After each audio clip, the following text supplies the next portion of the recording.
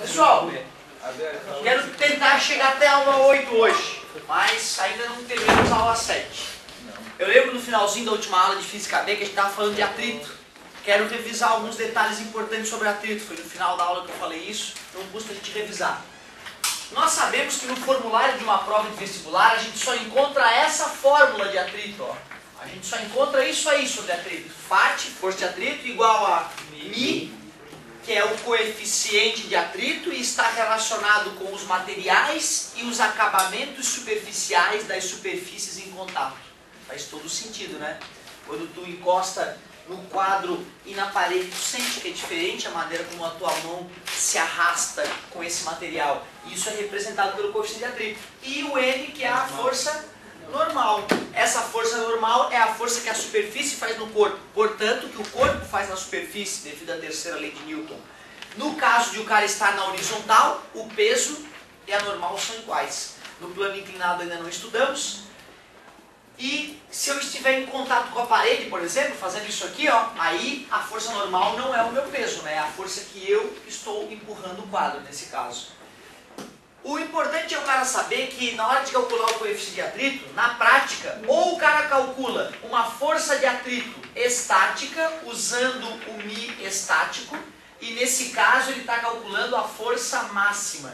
Ou a gente calcula uma força de atrito dinâmica, usa nesse caso o μ dinâmico, e nesse caso não precisa pensar. Quando a coisa está deslizando, é simplesmente fazer o cálculo e dizer o atrito é esse, acabou. O perigo é quando o corpo está parado, porque quando tu calcula a força de atrito estática, tu calcula a máxima possível, mas dificilmente vai ser ela que está atuando, porque ela só atua no momento em que o corpo começa a deslizar. Milésimos de segundo antes do corpo começar a deslizar. E se um corpo está parado, eu empurro ele com 10 newtons, quanto é que é o atrito? Está parado. O corpo está parado, eu empurro ele com 10 newtons, quanto é que é o atrito? 10.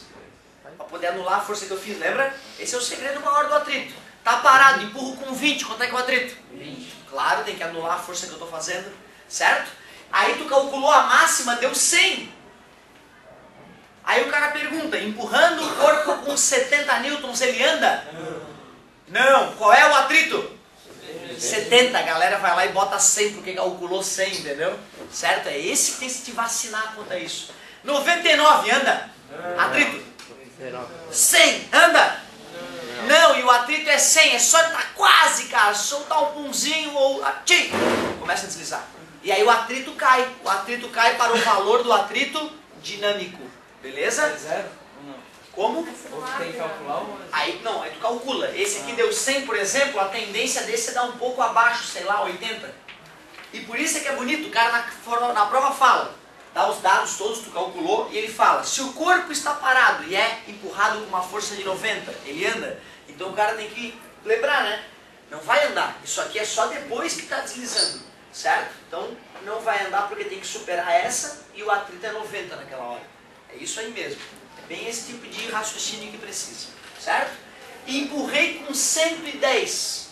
Vai andar. E já que vai andar, quanto é que vai ser o atrito?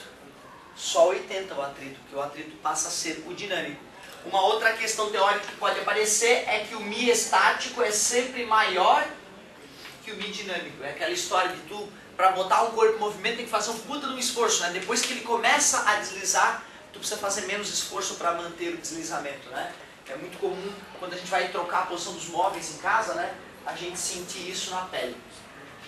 Bom, claro que eu quero fazer exercíciozinho com vocês, mas eu quero antes disso fazer alguns comentários que faltam para fechar a aula 7. Eu citei a história da polia móvel, não citei? A gente chegou a fazer o estudo da polia fixa e polia móvel. Faltou falar, na verdade, sobre a lei de Hooke. Acho que já falou. Também? Da mola? Esse ano não, esse ano não, mas... então olha só, vamos dar uma olhadinha rápida que também tem a ver com essa parte. O seu Hooke, ele começou a estudar molas no laboratório dele. Ele percebeu que as molas tinham um comportamento extremamente previsível. Ele pegava uma mola qualquer lá e aplicava com um dinamômetro uma força de 10 newtons na mola. A mola inicialmente estava numa posição de equilíbrio, vamos dizer que a mola inicialmente estava ali naquela posição natural, sem ser tracionada. Quando ele aplicava uma força na ponta da mola de 10 newtons, ele ia lá e media qual era a deformação da mola, vamos supor 5 centímetros. Ele percebeu que quando ele dobrava a força aplicada na mola, por exemplo, 20 newtons, a deformação que a mola sofria passava a ser 10 centímetros, e assim por diante. Ele viu, caramba, essas molas são... né, a deformação que a mola sofre é diretamente proporcional à força aplicada na mola. Aí ele resolveu chamar de constante elástica da mola a relação entre força e deformação. Então essa é a força com que a mola é tracionada, o x é a deformação que ela sofreu, e o K, o seu Hooke definiu como constante elástica da mola. Constante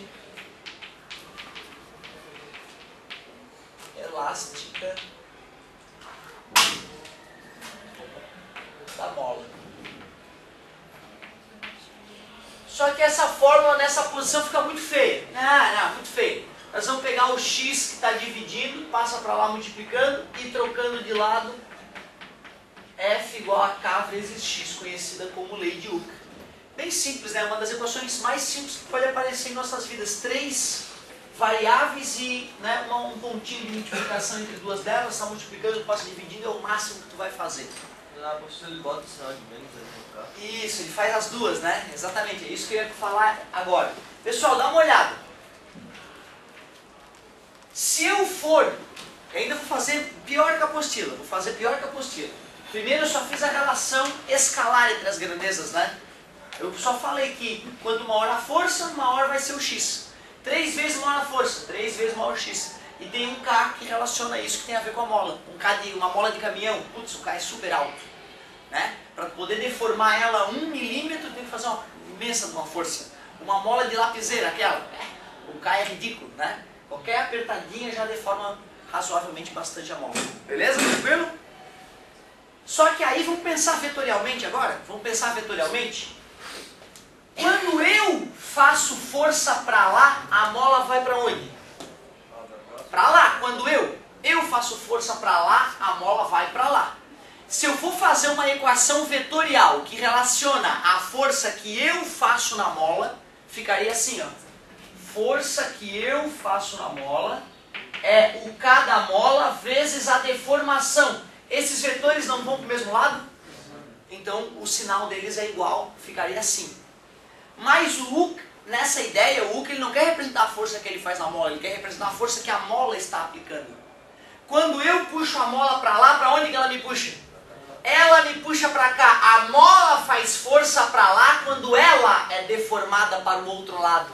Se eu for representar vetorialmente a força elástica, a força da mola, então teria que ser menos K vezes x. Ó, setinhas, este vetor tem sentido oposto ao desse. Para eu poder igualar eles, o menos é justo. Beleza? Então, se eu representar a força da mola, tenho menos. Se eu representar a força que alguém está fazendo na mola, não tenho menos. Delicado isso, né? A apostila não contou a história toda, não, né? Ela só disse essas duas aqui, certo? Show de bola, lei de Hooke. Muito bom. E assim, cara, vou te dizer, na prática, na prática, esse menos só vai ser muito importante quando a gente for fazer algumas deduções cabreiras. Aí é preciso dessa forma para encaixar a dedução e o sinal dar correto. Porque na grande imensa maioria dos problemas, F igual a K vezes X e raciocinar um pouco, não vamos precisar do menos. Aliás, eu diria que o menos em muitas situações pode acabar confundindo o aluno, certo? Via de regra, né? E no vestibular mesmo, tu recebe assim, tu recebe ela na forma escalar, beleza? Mas é bacana entender, né, o porquê daquele menos na forma vetorial. Lei de Hooke. Acho que é disso que esse capítulo fala. Falava de força de atrito, falava das polias e falava da lei de Hooke. Agora eu vou mostrar uns exemplos para vocês e vou deixar algumas sugestões que vocês podem começar a fazer agora, evidentemente, e terminar em casa. Manda, meu querido.